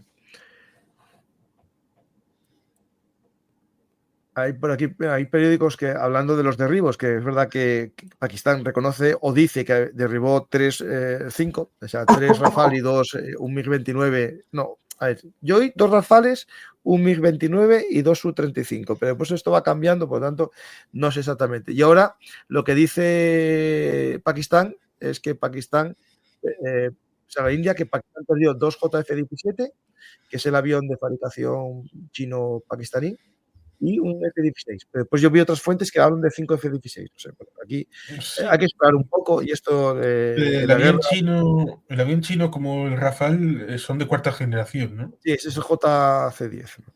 Este es el JF-17 que es más viejo. Y, por ejemplo, el avión más normal que tiene el ejército, más habitual el que tiene el ejército indio es el Texas, de fabricación propia. Sabiendo que Pakistán está muy mal económicamente, ¿será descabellado pensar que el ataque terrorista pudo ser una falsa bandera india para tener un motivo para atacar? No creo. Ahí se odian tanto que hay muchos ataques. Me parece demasiado rebuscado. Pienso, mi opinión, vamos, pero... No, creo que no. A la gente le encanta esto de las falsas banderas y todas estas cosas. No podéis olvidar nunca la maldad. Eso nunca lo podemos olvidar. Y otro lado, la inutilidad a veces. Es decir, a veces los servicios de inteligencia fallan, la policía falla, todo falla. Es decir, no hay que buscar siempre las falsas banderas que gustan tanto a la gente. Sí, por ejemplo, eso lo reconoció el George Tenet en 2002, que los servicios de inteligencia, la CIA, la NSA, el FBI, habían estado desconectados en 11S. Sí. ¿El derribo del Rafale por aviones y misiles chinos es una alerta a tomar en cuenta? Sí, pero expliqué. Mirad mi explicación, que me basé en un egipcio que lo explica muy bien y tiene mucho sentido. En caso de escalada, ¿podría producirse una yihad contra la India? Mira, justo lo acaba de decir Mariano hace un momento. Es que nosotros, yo creo que muchas de las cosas... Vamos, una guerra santa, sí. Y es el efecto llamada que puede haber de los países de alrededor. Si el señor Kaiser recibió de manos del sultán la idea de que había sido parte de la herencia del profeta Muhammad para poder llamar a una guerra santa en la incorporación del Imperio Otomano en la Primera Guerra Mundial, pues cualquier cosa puede hacerse. Pues finalizamos ya porque las preguntas más o menos son las que ya respondimos antes hablando nosotros, y invito a la gente a dos cosas, a ver otros programas que tenemos aquí de Pakistán y la India, porque ya hace un año o más tenemos un programa, Mariano y yo, hablando de Pakistán, el enfermo de Asia, Pakistán y Afganistán, las guerras contra el Talibán, ¿no? Como llamamos nosotros, que puede entrar todavía más en juego. Es decir, la zona tribal pakistaní, donde están los pastún y los talibán pakistaníes, puede activarse mucho más hoy. Es decir, aprovechando esto, ¿no? Sí, pueden entrar Afganistán, puede entrar Irán, que igual se mete a la fiesta también, ¿por qué no? Irán apoya a los baluchis, sí. Sí. ¿Y quién más echas tú en falta aquí? China, claro, y luego Estados Unidos y los que se quieren apuntar a la fiesta. Y puede parecer tontería, pero uno de los más beligerantes antipakistaníes es el actual partido gobernante de Nepal, el Partido Comunista Maoísta. Y podría darse. Mira, esto es interesante. Acaban de activar Pakistán y la India una NOTAMs, que es decir que la gente no puede navegar por estas zonas, lo acaban de indicar. Y Pakistán acaba de nombrar 5 zonas para hacer maniobras militares y la India una. Es decir, esto a veces no pasa nada, puede ser maniobras militares, pero a veces ya sabemos que, por ejemplo, la invasión barbarroja alemana comenzó con unas maniobras. La invasión rusa de Kuwait, y la invasión rusa de Ucrania empezó con unas maniobras que duraron un mes, 2 meses, desde diciembre, y había muchos diciendo que era normal. No. O el tratado de tropas a una frontera, sí, es peligroso. Claro, tú aprovechas unas maniobras para decir, no, tú tranquilo, que esto estaba ya. Y no, esto. Y de madrugada, por otra cosa. Sí, o Saddam Hussein el 2 de agosto del 90. Eso es, efectivamente. Paco, ¿has tratado algo de Venezuela y la embajada de Argentina? No, lo tratamos con Juan Carlos, que sabe mucho sobre el tema venezolano, pero mucho. Hicimos varios programas sobre Venezuela en su momento, con la crisis. Es verdad que no hablamos de los refugiados en la embajada de Argentina, que creo que fueron liberados, ¿no? Me parece, o estoy yo un poco. Sí, hubo una operación en la que estaba Marco Rubio y Estados Unidos, porque era una zona que había sido protegida por Brasil, pero en la situación en la que les habían quitado la electricidad, el agua y la presión era brutal, pues se ha preferido hacer una operación para rescatarles. Pero explícame, ¿qué es esa palabra operación? No sé exactamente lo que ha pasado, pero pues sí, claro, ha habido esa intervención en parte por disensiones dentro del propio régimen. Se ha aprovechado unas fisuras para poder sacarles. La cosa es esa, que la situación está complicada porque en teoría, y con todas las comillas del mundo, el día 25 de este mes va a haber unas presuntas elecciones, incluyendo el tema del gobernador de la Guyana Esequiba, lo cual es algo absolutamente aberrante e irreal. Y es parte de esa composición geopolítica en la que en el Esequibo están empresas petroleras chinas. Debería haber mucha mayor presión por parte de Marco Rubio, pero parece que le están dorando la píldora, ¿no? Y con la idea de que tú puedes ser el próximo presidente, tal vez, si Trump no se presenta. La situación es complicada porque lo que necesita Venezuela es un desafío al status quo, tratar de quitar de en medio al dictador. Lo digo porque en este momento de la fiesta de Putin está en Moscú, se ha llevado al de Guinea Ecuatorial. ¿Qué hizo Guinea Ecuatorial en la Segunda Guerra Mundial para merecer estar en esa fiesta? Se ha llevado al cubano, a Díaz-Canel. Se ha llevado a Maduro. ¿Qué hizo Cuba y Venezuela en la Segunda Guerra Mundial? Pero no están hablando de la Segunda Guerra Mundial. Lo de mañana no va de Segunda Guerra Mundial, va de geopolítica de la Rusia de hoy. Pues finalizamos el programa y hablaremos más. Esperemos que de otras cosas y esto se paralice y no haya una escalada.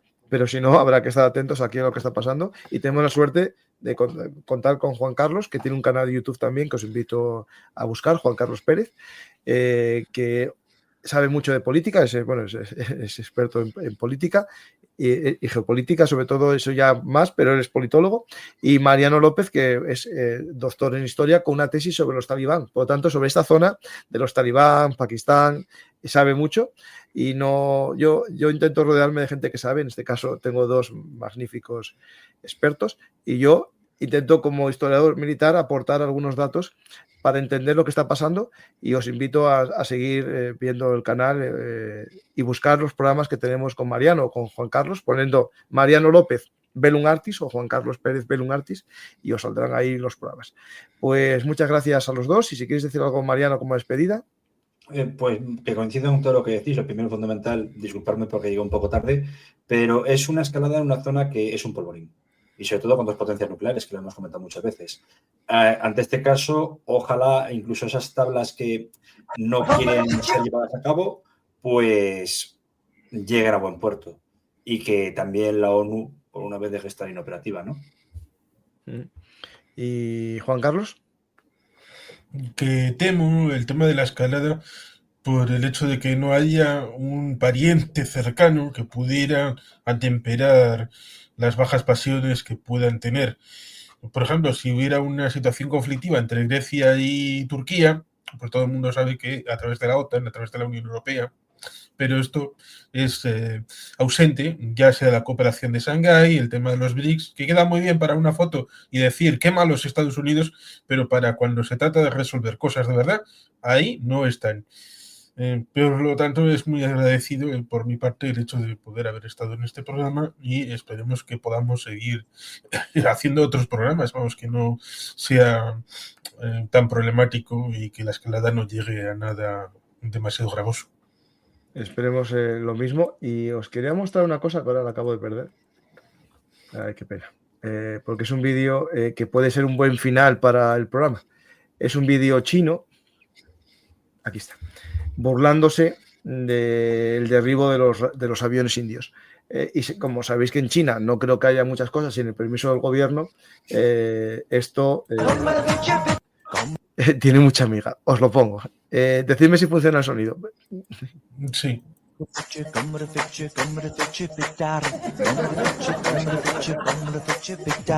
Claro, yo compré un avión y me lo golpearon. Compré un avión y me lo golpearon.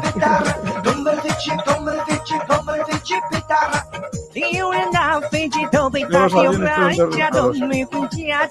9 billones de flores blancas.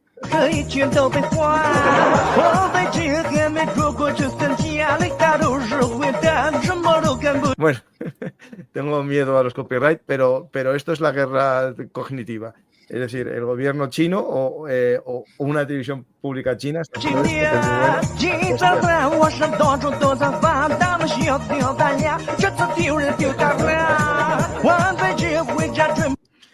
Y como diría aquel, en China no hacen nada sin el permiso del gobierno.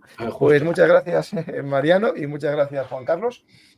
Y os invito a todos a seguir descubriendo qué sucede en la actualidad geopolítica, que por desgracia vamos a vivir un mundo muy convulso. Yo espero que me quede sin hacer programas y solo haga de historia en mi canal de historia, que os invito a descubrir Bellum Artis Historia Militar, que es la causa de que al final hable de actualidad, porque creo que hay que dar una visión seria, responsable y sin llevar a la gente a extremos, porque el mundo ya está bastante convulso, bastante bipolar, y hay que intentar apoyar una postura. Yo tengo clara mi postura en este mundo, pero sin llevar a la gente al fanatismo, como quieren muchos, para monetizar, ¿no? Yo creo que esto no es el objetivo. No es buscar likes, llevando portadas extrañas o llevando a la gente al fanatismo bipolar, ¿no? Es decir, el mundo necesita gente mesurada que analice con espíritu crítico las cosas, ¿no? Pues muchas gracias a todos, espero que os haya gustado el programa, y si es así, hagáis el favor de dar a me gusta, dejar un comentario y suscribiros. Y gracias a todos los fans que apoyáis al canal, Recordad a los que estéis en Twitch que es gratis, no os cuesta nada apoyar al canal, y en YouTube por €1 me ayudáis a seguir contando historias. Como diría aquella, la Pantoja, por €1 todos los españoles me haríais rico, ¿no? Yo no busco eso, pero sí que el trabajo me dé para pagar un café, ¿no? Pues muchas gracias a todos, espero que os haya gustado el programa, y si es así, nos vemos otro día aquí en Verum Artis, actualidad militar y geopolítica. Y no olvidéis el canal de Juan Carlos Pérez, los conversatorios de Juan Carlos Pérez. Muchas gracias a todos y hasta la próxima.